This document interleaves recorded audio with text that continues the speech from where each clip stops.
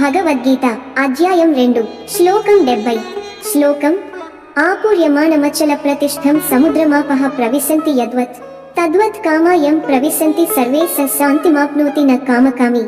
నదులు ఎన్ని వచ్చి పడినా సముద్రం మునిగిపోదు, అలాగే అన్ని కామాలు వస్తున్నా స్థితప్రజ్ఞుని మనస్సు కలకలం అవదు. ఇది కృష్ణుడు చెప్పిన అద్భుతమైన ఉపమానం. శ్లోక భావార్థం: సముద్రం ఎప్పుడూ నిండినట్టే ఉంటుంది, ఇది నదుల ప్రవాహం వల్ల హల్చల్ అవదు.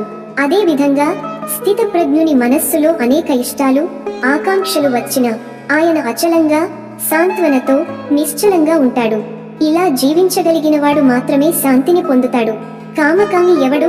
కామకామి అంటే కామాన్ని కోరేవాడు, కోరికలతో బతికేవాడు, పూర్తిగా వాటిలో మునిగిపోయినవాడు. అతడు ఎప్పుడూ ఆతృతలో ఉంటాడు, శాంతిని పొందలేడు. తాత్విక బోధ: శాంతి అనేది కోరికల తీరితే వచ్చే ఫలితం కాదు, అది కోరికలపై విజయం సాధించిన తర్వాత కలిగే స్థితి. స్థితప్రజ్ఞుడు అన్ని అనుభవాలను చూసినా స్పందించడు, అతని చిత్తం సముద్రంలా స్థిరంగా ఉంటుంది. నేటి జీవనానికి అన్వయము: ఇవాళ మనకు తెలిసి తెలియక ఎన్నో కోరికలు, ఫోన్లో నోటిఫికేషన్, ఇంకొకటి కొనాలనిపించటం, ఎవరైనా అంగీకరించాలనే ఆశ, ఇవన్నీ మన జీవితాన్ని ఒక తరచి వచ్చే నదిలా మార్చేస్తున్నాయి.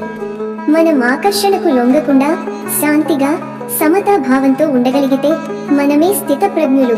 నీవు ఉండాలంటే ప్రపంచం నిన్ను నింపాలనే అవసరం లేదు, అది నీవు నిండినప్పుడే నిజమైన శాంతి వస్తుంది.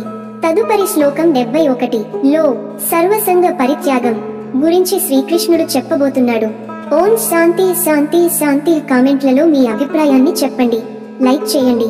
ఈ తాత్విక సందేశాన్ని మీ మిత్రులతో షేర్ చేసుకోండి. తదుపరి శ్లోకానికి ఛానల్ సబ్స్క్రైబ్ చేయండి.